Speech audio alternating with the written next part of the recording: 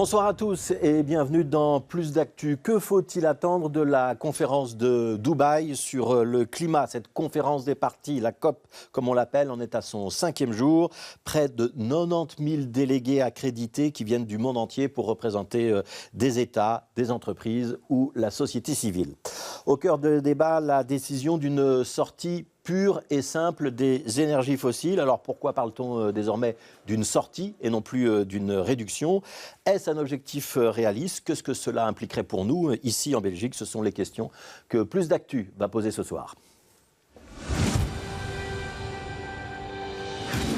Voilà. Et pour répondre, nous accueillons Nicolas Van Nuffel. Bonsoir, vous êtes le président de la coordination climat ici en Belgique. Et Lino Paoletti, vous êtes un membre du Forum des jeunes. Avant de vous donner la parole, on va remonter, si vous voulez bien, 48 heures en arrière. On est dimanche après-midi, il neige et il y a entre 20 et 25 000 personnes dans les rues de Bruxelles. C'est un reportage de Romain Van de Neuvel.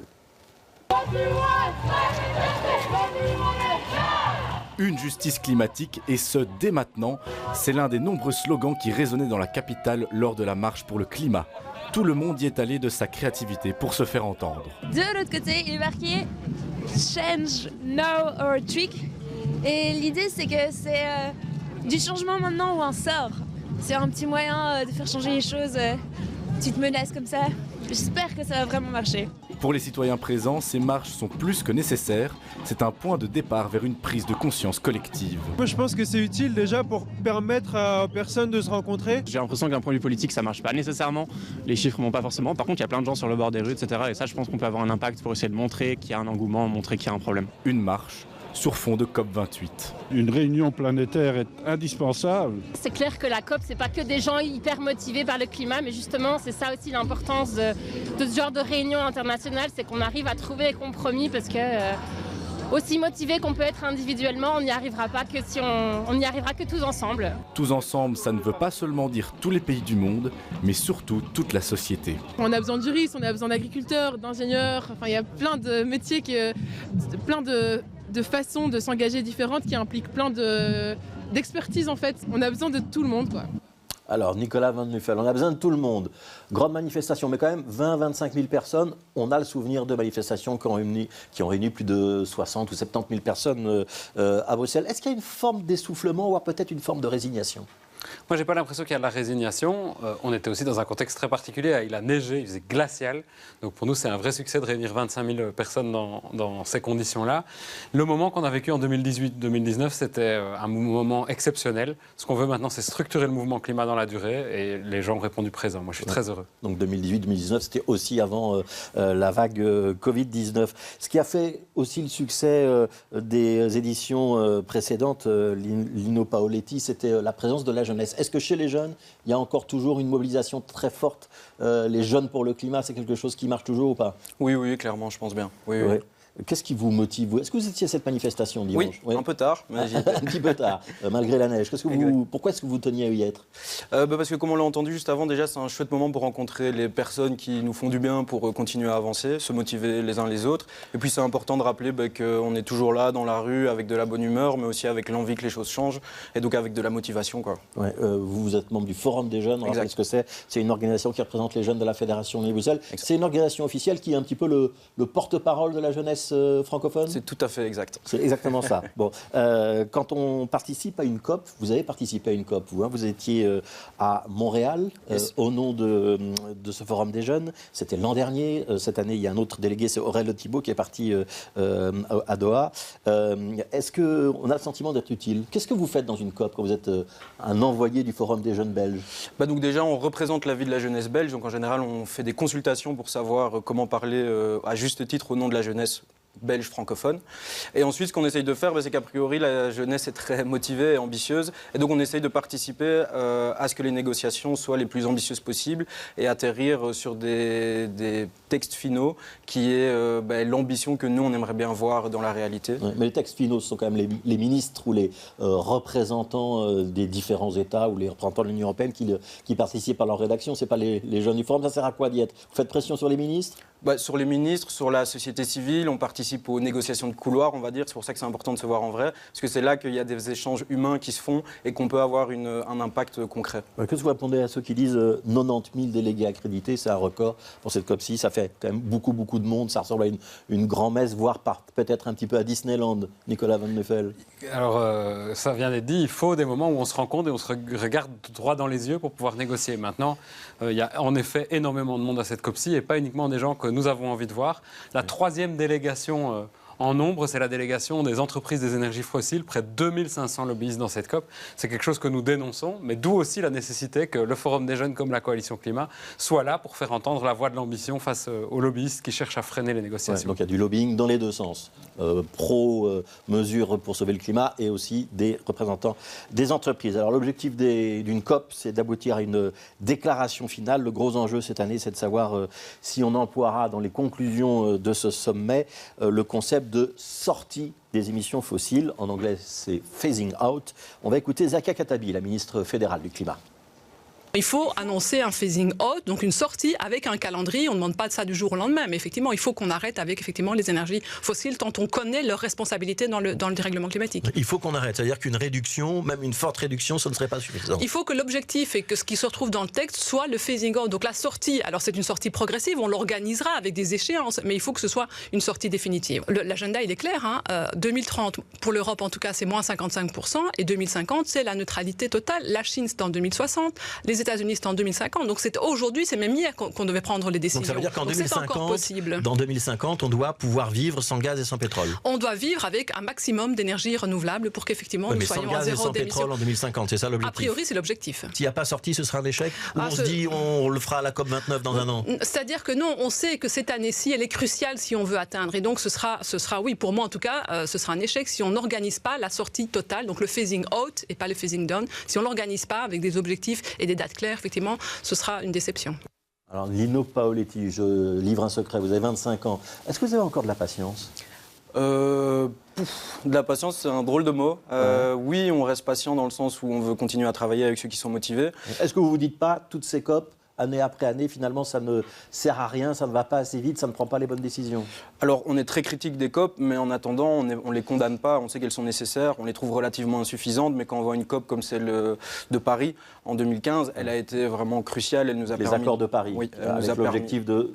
théoriquement pas dépasser les 1,5 degrés de réchauffement. Oui, c'est ça. Et puis 195 États, dont un État qui est l'Europe entière, enfin l'Union européenne, qui sont engagés à respecter ces accords. C'est quand même crucial et ça nous permet de gagner des batailles par la suite. Quand Zakia Khattabi dit l'objectif de cette COP, c'est d'employer le mot sortie des énergies fossiles et pas seulement réduction, vous êtes d'accord avec elle? C'est l'objectif que vous vous assigneriez si vous étiez un négociateur? 100% d'accord. Ouais, alors je me tourne vers Nicolas Van Neufel. Pourquoi c'est important cette distinction sémantique? C'est juste des mots ou ça va plus loin que des mots? Non, ça va plus loin que des mots. Derrière, c'est l'action concrète qui doit arriver. Donc on ne s'en sortira pas, ce n'est pas les militants qui le disent, c'est la science. On ne s'en sortira pas si on ne se débarrasse pas une bonne fois pour toutes des émissions liées au charbon, au gaz et au pétrole utilisés dans l'énergie. Donc on veut que ça soit dit clairement. Et on a face à nous un fameux adversaire, puisque le président de la COP, c'est le PDG de la société pétrolière Emirati, et il se bat personnellement pour éviter ce que nous demandons, c'est-à-dire la sortie des énergies fossiles. Alors justement, on va en parler du sultan Ahmed El Jamer, qui donc effectivement le président de la Société nationale de production du pétrole des Émirats. On voit un extrait d'un journal qui s'appelle The Guardian, qui a rapporté des propos hier matin que ce sultan aurait tenus, où il estimait qu'il n'existe pas de données scientifiques qui démontrent que la sortie des énergies fossiles permette de limiter le réchauffement climatique à 1,5 degré. Il a même ajouté que faire ça, ce serait retourner à l'époque des cavernes et qu'il fallait être sérieux et pragmatique. Ça veut dire que c'est mal embanché ? Ça veut dire que c'est mal embanché. Il faut quand même lui rappeler que c'est lui qui semble pratiquer une science de l'époque des cavernes. Aujourd'hui, la science, elle est absolument incontestable sur le fait qu'il n'y a pas d'autre solution que de sortir des énergies fossiles. Ouais, il a quand même depuis nuancé ses propos, pour être tout à fait honnête, et il a dit que les 1,5 degrés, ça restait son étoile polaire, donc ça boussole en quelque sorte. Est-ce que finalement le sultan Al-Jaber, il n'exprime pas une position qui est un petit peu le climato-scepticisme d'aujourd'hui ? C'est ça, les climato-sceptiques ont passé leur temps à nous dire qu'il n'y avait pas de réchauffement climatique, puis que le réchauffement climatique n'était pas négatif. Aujourd'hui, ils ont perdu ce débat-là et donc ils se rabattent sur des mots comme éco-réalisme, etc., qui consistent à dire oui, ok, on va agir, mais plus lentement, prenons pas des ambitions trop élevées, il ne faut pas qu'on se laisse faire.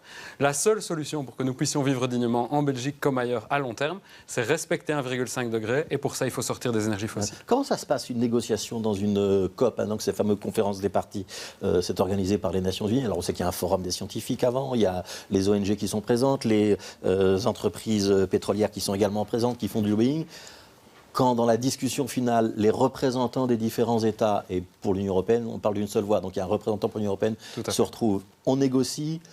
Il y a une chance d'aboutir à ce mot sorti où on va trouver un compromis, parce que sortir des énergies fossiles, ça veut dire zéro la sortie. C'est-à-dire qu'on arrête complètement, ça va être difficile à faire passer. Alors pour être exact, ce qui se négocie, c'est la sortie des énergies fossiles non récupérées, puisque certains États promeuvent les principes de technologie qui vont permettre de capter le carbone. Ouais. Comment ça se passe la négociation? Ces technologies aujourd'hui ? Ces technologies commencent à exister, mais elles sont quand même pas encore franchement très sûres. Ce que je voudrais expliquer par rapport à comment ça se passe, c'est qu'en fait, une COP, ça se passe en plusieurs temps. On a vu notre Premier ministre aux Émirats à l'ouverture, donc les chefs d'État vont faire leurs déclarations. Avant, ils les faisaient à la fin et ça bloquait les négociations. Maintenant, la stratégie, c'est de les mettre au début pour qu'ensuite les experts puissent négocier.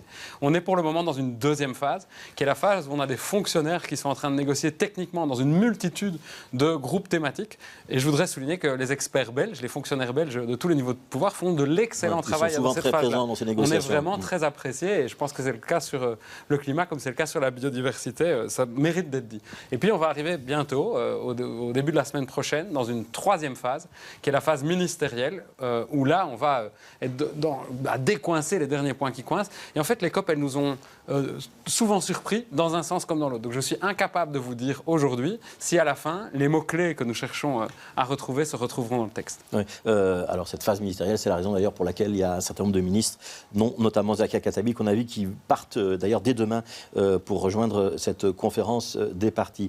Lino Paoletti, honnêtement, si on n'adopte pas ce mot sortie des énergies fossiles dans la déclaration de cette COP 28, si c'est reporté à la COP de l'année prochaine, la COP 29 qui théoriquement devrait s'organiser en Allemagne, est-ce que c'est vraiment grave ? Est-ce que c'est vraiment grave si on n'y arrive pas aujourd'hui ? Ce sera grave, mais ça nous indique surtout ce qu'il faut faire. Et si ça n'apparaît pas cette année, c'est la preuve qu'il faut vraiment limiter la pression des lobbies des énergies fossiles qui vraiment entachent ces négociations. Donc si on n'y arrive pas cette année, on saura c'est la faute à qui d'une certaine manière. Et donc il faut réussir à limiter cette responsabilité à un moment pour l'année prochaine pour qu'on puisse avancer concrètement. Ouais. C'est la faute donc des lobbies qui ralentissent un petit peu le travail des États, ou c'est la faute de la société civile qui n'est pas assez puissante ? Sûrement, c'est multifactoriel comme souvent. Ouais. Comment est-ce qu'on explique que ça prenne autant de temps ? Parce qu'on en parle depuis les années 70 quand même de ce réchauffement climatique, Nicolas Van Muffel. Alors si je me l'expliquais, je ne serais pas descendu dans la rue dimanche d'abord, mais si on veut chercher des éléments d'explication, clairement on a des lobbies qui passent leur temps à essayer de freiner les négociations et des États qui relayent les éléments de langage de ces lobbies. Et les Émirats arabes unis, l'Arabie saoudite, la Russie sont des pays qui, depuis 1992 et la création de la conférence 4 des Nations Unies sur le changement climatique, systématiquement ont cherché à bloquer les avancements. Et ils profitent en fait du système des Nations Unies qui est basé sur le consensus pour dire tant que nous arriverons à freiner, nous freinerons. Donc il faut leur mettre une pression maximale aujourd'hui. Donc c'est un système multilatéral, ça veut dire qu'il faut qu'il y ait un relatif consensus sur la déclaration finale. Si tout le monde ou presque tout le monde n'est pas d'accord, on n'adopte pas la déclaration. C'est ça, et c'est ce qu'on avait connu, je pense, il y a 2 ans encore, avec un coup de force de l'Inde à la dernière minute qui avait obtenu qu'on raye la sortie du charbon de la déclaration finale alors qu'elle faisait un quasi-consensus. Donc c'est revenu c'est ça à la COP suivante, à Glasgow, ça a finalement été inscrit dans les conclusions. On peut terminer une COP sans qu'il y ait d'accord ? C'est arrivé, mais depuis la COP de Copenhague, qui était c'était quasiment terminé avec un accord, chaque année, ils finissent par arriver à quelque chose. On pourrait avoir des prolongations. Officiellement, la COP se termine le 12. Parfois, on a 24 à 48 heures de négociations. Ça pourrait se terminer dans la nuit du 12 au 13, voire le 13. C'est un peu comme les négociations pour former un gouvernement en Belgique. Il y a toujours des tensions dans la dernière ligne droite pour faire plier l'un ou l'autre partenaire. J'ai envie de vous poser cette question-là, Nino Paoletti. Est-ce que vous pouvez imaginer votre vie sans énergie fossile ? Là, tout de suite, ça va être très compliqué parce qu'il n'y a pas les mesures gouvernementales collectives qui ont été mises en place. Donc là, tout de suite, non, c'est vraiment pas possible. Et ce qu'on demande, c'est qu'on nous vende un récit possible, réaliste pour pouvoir y arriver, mais c'est ce qu'on souhaite. Je pense, on est plusieurs à le souhaiter, c'est ce que je souhaite personnellement, oui. Ouais. Sans énergie fossile, ça veut dire sans voiture à moteur thermique, ça veut dire sans chauffage au gaz, ça veut dire pour un certain nombre d'entreprises belges, soit on revoit complètement le processus, soit on arrête de produire un certain nombre de choses. Exactement. Est-ce qu'il y a la crainte d'un appauvrissement ou d'une perte de confort dans votre génération ? Je ne pense pas, on a plutôt ce défi de repenser notre confort et de comprendre comment est-ce qu'on peut vivre de manière confortable, heureuse, dans un mode de vie qui respecte les limites planétaires. Et par exemple, si je prends un exemple qui me vient à l'esprit là tout de suite, se dire qu'on n'aura pas Liège Airport pour amener toutes les babioles d'Alibaba ou de Shein, perso, ça ne nous dérange pas vachement. Ça vous dérange pas vachement. C'est l'expression qu'on va retenir. Nicolas Van Nuffel, ça dérange peut-être pas Lino Paoletti, ça peut déranger d'autres personnes. C'est un peu l'enjeu maintenant qu'on parle très clairement d'une sortie des énergies fossiles, c'est d'arriver à se projeter et de se dire la vie va malgré tout être possible. Aujourd'hui, si on arrête l'énergie fossile, il ne se passe plus rien. C'est le blackout en Belgique. On est bien d'accord. Donc on est dépendant aux énergies fossiles comme on peut être dépendant à l'héroïne. Et ce qu'il nous faut, c'est une cure de désintoxication la plus rapide possible. Ce qu'il faut dire, c'est que si on veut vivre bien demain, ça devra se faire sans les énergies fossiles parce qu'elles mettent tout simplement notre bien-être en danger. Et ce dont nous sommes convaincus à la Coalition Climat, c'est qu'on peut prendre des mesures très concrètes qui vont nous permettre de mieux vivre. Toutes les études montrent, par exemple, que si on réalise les objectifs qui ont été fixés au niveau européen, le moins 55%, dont parlait la ministre Katabi, on va créer beaucoup plus d'emplois qu'on ne va en supprimer. Donc on va vivre mieux, simplement on vivra différemment, ça c'est clair. C'est un aspect vertueux, vous pensez? On va créer des emplois dans de nouvelles filières. Alors c'est pas que je le pense, c'est que les études... Mais ça veut dire que ce sont les emplois publics qui doivent... Ce sont les services publics, c'est l'État qui doit investir pour permettre la création de ces emplois qui sont liés à la transition climatique. Alors ça ne va pas se faire uniquement par l'État, mais oui, il faut un retour à un État planificateur, un État stratège qui dresse la trajectoire vers 2050. Ça passe par des services publics sans aucun doute. On ne pourra pas se passer de voitures sans redéployer le transport en commun, déployer les pistes cyclables, etc. Mais ça passe aussi par du soutien à l'isolation des bâtiments qui peut se faire soit par le privé, soit par le public. Ouais, imaginons que tout le monde ne puisse pas avoir accès à une voiture électrique. Ça veut dire que vous êtes prêt, dans votre génération, Lino Paoletti, à vous dire la voiture individuelle, c'est un petit peu le passé, c'est quand même une grande révolution des années 50, 60, 70. Grande révolution, mais grande dépendance aussi. Et demain, on vivra sans voiture individuelle ? Voiture individuelle, peut-être... je pense qu'elles vont diminuer drastiquement, mais donc il y a toujours ce concept de garder la voiture, mais d'en partager l'usage, de plutôt louer une voiture pour pouvoir avoir accès aux services qu'elle rend, c'est-à-dire se déplacer, mais ne pas spécialement posséder le bien que représente une voiture, et encore plus à l'heure actuelle, un SUV qui n'a aucun sens écologique. Ouais, Nicolas Van Nuffel, à quelle échéance vous imaginez qu'on puisse réellement se passer des énergies fossiles ? Alors pour nous, ça devrait arriver bien avant 2050, si possible pour 2040. Mais en tout cas, l'échéance finale, c'est clairement 2050. Donc il faut une trajectoire qui nous dit dans 25 ans, c'est fini. C'est réaliste, ça? Oui, c'est réaliste, à condition de nous donner les moyens de faire autrement. Et la question des véhicules en est une très bonne. On sait qu'à Bruxelles, il y a plus de la moitié de la population qui ne possède pas de véhicule individuel. Donc les Bruxellois, en tout cas, ils sont capables de s'en passer. Est-ce que le compromis ou la science du compromis, ça va pas être de dire finalement à un moment on va devoir retarder cette échéance, ce ne sera pas 2050? Mais plus on la retardera, l'échéance, et plus on vivra mal, et plus ça coûtera cher. Aujourd'hui, ce qui coûte le plus cher, c'est l'inaction. Il n'y a aucun doute là-dessus. Ouais. Quand on entend les informations qui tombent les unes après les autres, Lino Paoletti, et par exemple aujourd'hui, on apprend qu'on a on a dépassé un nouveau record de production de gaz à effet de serre en augmentation en 2023 par rapport à 2022. Vous dites qu'il y a encore de l'espoir. Est-ce que vous avez encore une certaine confiance dans le système de gouvernance planétaire ou pas ? Dans le système de gouvernance planétaire, en partie, je trouve que les processus onusiens sont assez porteurs d'espoir d'une certaine manière. Par contre, il y a des instances mondiales, plutôt de type financière, Banque mondiale, Organisation mondiale du commerce, Fonds monétaire international, qui, je trouve, ont des agendas qui ne sont pas très alignés sur une gouvernance mondiale qui nous permettrait de respecter des conditions de vie habitables pour tous. Ça veut dire que le monde de la finance doit changer. Le monde de la finance, les idéaux qu'on se met en termes économiques et de ce qui guide une société, des indicateurs aussi uniques et limités que le PIB, par exemple, on n'a pas beaucoup d'espoir là-dedans. On ne pense pas qu'on va régler la crise climatique si on reste focalisé sur le PIB. Et il n'y a pas que la crise climatique, il y a aussi tout le reste. Cette transition, elle concerne aussi les pays du Sud. Parce qu'on parle de pays développés, on a peur pour notre confort et notre niveau de vie. L'équation n'est pas la même partout dans le monde? Évidemment, il ne faut pas oublier qu'il y a des centaines de millions de gens qui n'ont tout simplement pas accès à l'énergie aujourd'hui.